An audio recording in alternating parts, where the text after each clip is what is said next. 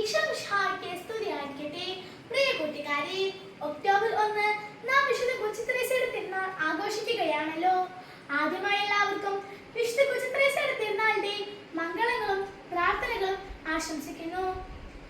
2 ദശാബ്ദങ്ങളിൽ ഏറെക്കാലം പ്രകാശം പരത്തിയ സമർപ്പിത ജീവിതത്തിന്റെ കലർപ്പില്ലാത്ത മുദ്രകൾ കർമ്മലീത്ത സന്യാസിനി സമൂഹത്തിൽ പതിപ്പിച്ച സന്യാസിനി. കത്തോലിക്ക സഭയുടെ ചരിത്രത്തിൽ ആദ്യമായി ദമ്പതികളായ 2 പേരെ വിശുദ്ധരായി നാമകരണം ചെയ്യപ്പെട്ടതിൽ അഭിമാനിക്കുന്ന നവസൂനം.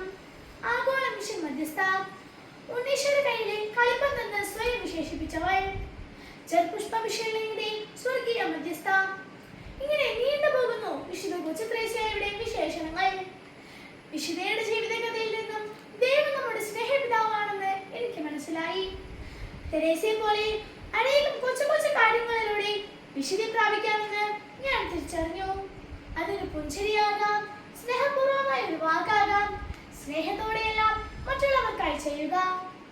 നാം ചെയ്യുന്ന ഓരോ പ്രവൃത്തിയും ദൈവസ്നേഹത്തെ പ്രതി അവിടത്തേക്ക് കാഴ്ചവെക്കണമെന്ന് ദൈവം നമ്മോട് ആവശ്യപ്പെടുന്നു. സ്വർഗത്തിലിരുന്നു കൊണ്ട് ഞാൻ റോസാപ്പൂക്കൾ വർഷിക്കും എന്ന വിശുദ്ധയുടെ വാക്കുകൾ വീണ്ടും നിറവേറിക്കൊണ്ടിരിക്കുകയാണ്. ഇന്നും പ്രേക്ഷിതരുടെ മധ്യസ്ഥയായി ജനഹൃദയങ്ങളിൽ അവൾ വാഴുന്നു.